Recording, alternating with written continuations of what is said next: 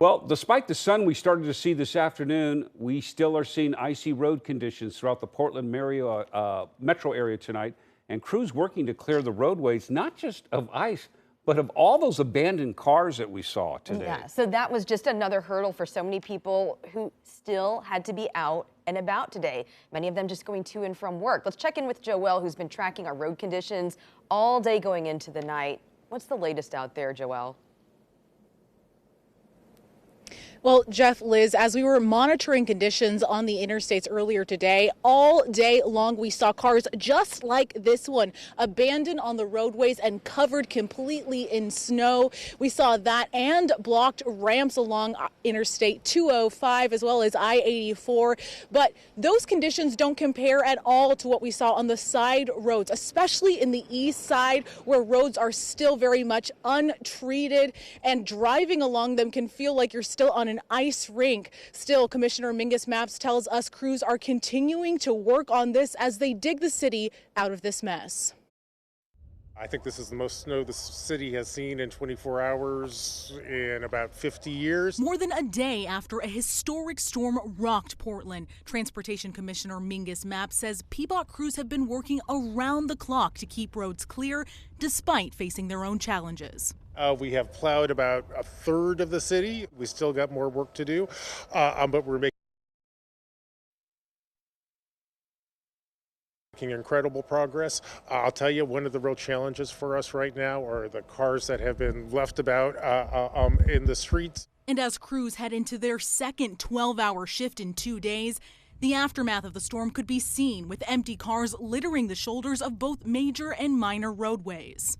I can't understand it. I drove truck for 16 years, cross country. I could hit all three weather in just one trip.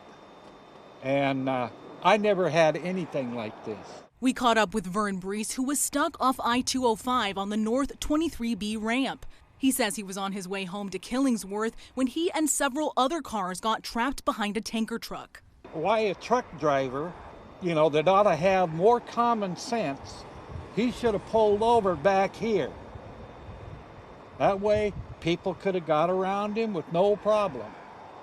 Of course, these buses are just as bad. I don't know how many I've passed up today. And Brees was right. From I-205 to 82nd and Sandy, throughout Northeast Portland, major thoroughfares became a dumping ground for large vehicles, mostly left overnight. Like this abandoned TriMet bus stuck in the ice, partially blocking the road just off Northeast Airport Way. As a former truck driver, Brees says he feels both drivers and the city should have been more prepared. They knew this, and yet they didn't put any chains on, or that one might have chains. But yeah, they knew all about this. Well, they could have put down that de-icer. These guys should have been able to go right on around. Stay home.